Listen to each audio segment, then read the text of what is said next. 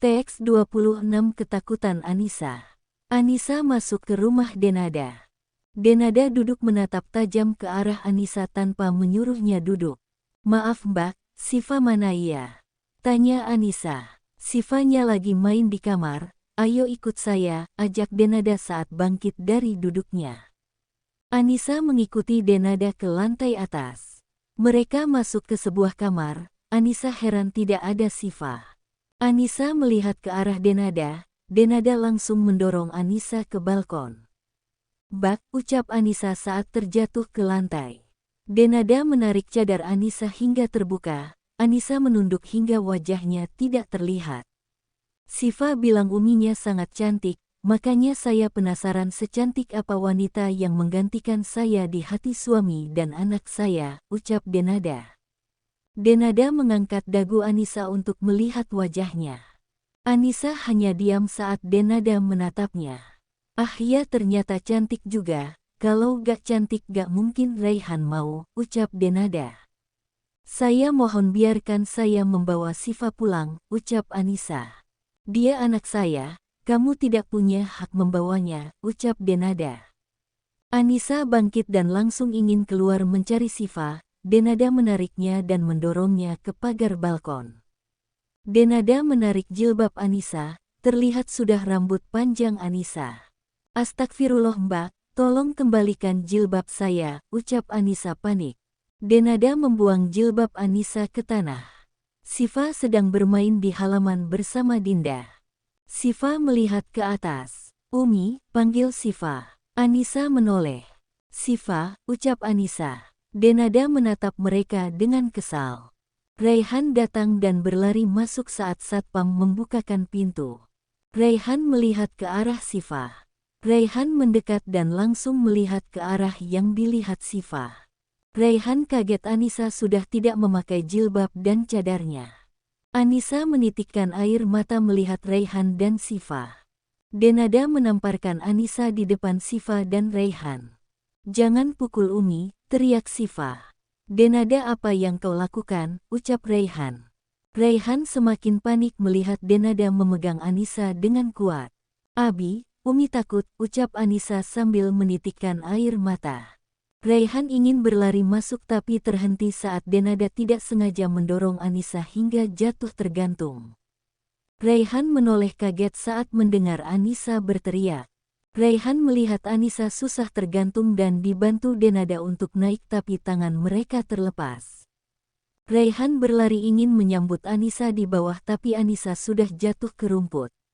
Denada ketakutan dan langsung terduduk. "Umi," ucap Raihan sambil mengangkat Anissa dengan panik. Anissa masih sadar. "Bi, jilbab Umi," ucap Anissa. Siva mengambilkannya dan memakaikannya ke Anissa. Siva mengikuti mereka dan langsung berlari masuk ke mobil sambil menangis terseduh. "Umi," ucapnya panik. "Umi gak akan kenapa-kenapa," ucap Raihan menenangkan Siva.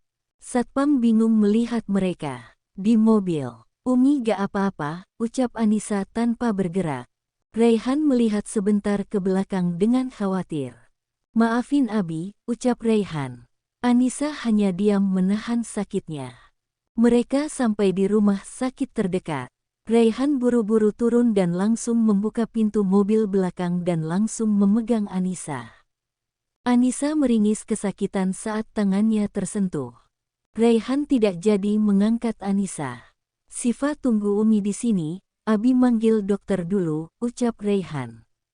Raihan berlari masuk ke dalam rumah sakit mencari perawat. Raihan langsung keluar bersama perawat sambil membawa ranjang dorong. Raihan mengeluarkan Anissa dari dalam mobil. "Tahan ya Umi," ucap Raihan. Anissa mengangguk tapi air matanya terus menetes. Raihan mengendong Siva saat mengikuti perawat membawa Anissa. Anissa sudah selesai diperiksa.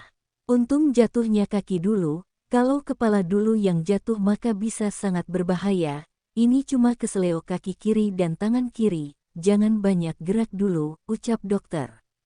"Alhamdulillah, tapi kepalanya gak kenapa-kenapa kan?" tanya Raihan. "Iya gak apa-apa, ya sudah saya permisi dulu," ucap dokter. Terima kasih dok, ucap Raihan.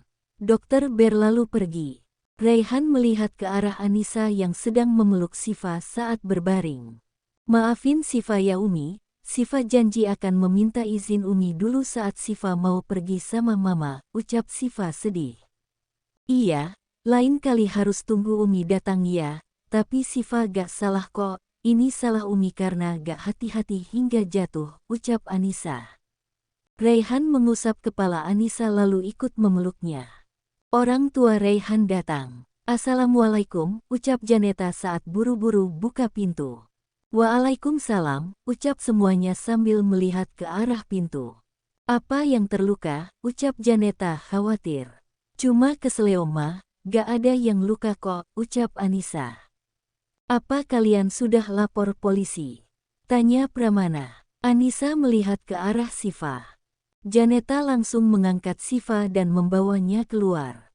Setelah Sifa di luar, Pramana kembali bicara. Kalian tidak bisa membiarkan Denada bebas seperti itu, ucap Pramana. Raihan melihat ke arah Anissa. Pak, tadi dia gak sengaja mendorong Nisa. Saat Nisa terjatuh, Nisa sempat tergantung di pagar balkon. Mbak Denada berusaha menarik tapi gak kuat jadi Nisa langsung terjatuh, ucap Anissa. Tapi tadi dia menamparkan Nisa, membuka cadar dan jilbab Nisa, itu hal yang gak wajar, ucap Raihan. Ya, orang normal gak mungkin melakukan hal itu, dia pasti sudah gila, kalau dibiarkan dia pasti akan melakukan hal yang lebih parah dari ini, ucap Pramana kesal. Pak, kita harus memikirkan perasaan Sifa, dia masih kecil, saat ini dia baru tahu kalau Mbak Denada adalah mamanya. Tadi dia saja masih shock karena melihat kelakuan mamanya. Jika Mbak Denada dilaporin ke polisi bagaimana dengan Sifa, ucap Anissa. Sifa akan mengerti kalau orang jahat pantas seperti itu, dia pasti gak masalah, ucap Raihan. Sekarang Sifa tidak akan masalah, tapi saat dia besar, saat orang-orang atau temannya tahu dia akan sangat malu dan tertekan sehingga akan mengganggu pikirannya. Jadi untuk masalah ini kita bicarakan saja baik-baik dengan Mbak Denada, kata Anissa.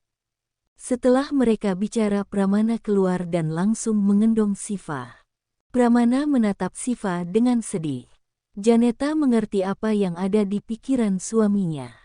Nisa tahu mana yang baik jadi biarkan Nisa dan Raihan yang membuat keputusan, ucap Janeta.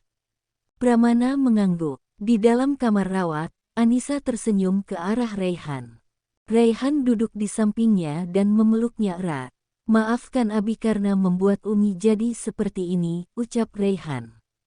Ini bukan salah Abi, oh ya Bi maaf ya untuk beberapa hari ini mungkin Umi gak bisa ngerjain pekerjaan rumah, ucap Anissa.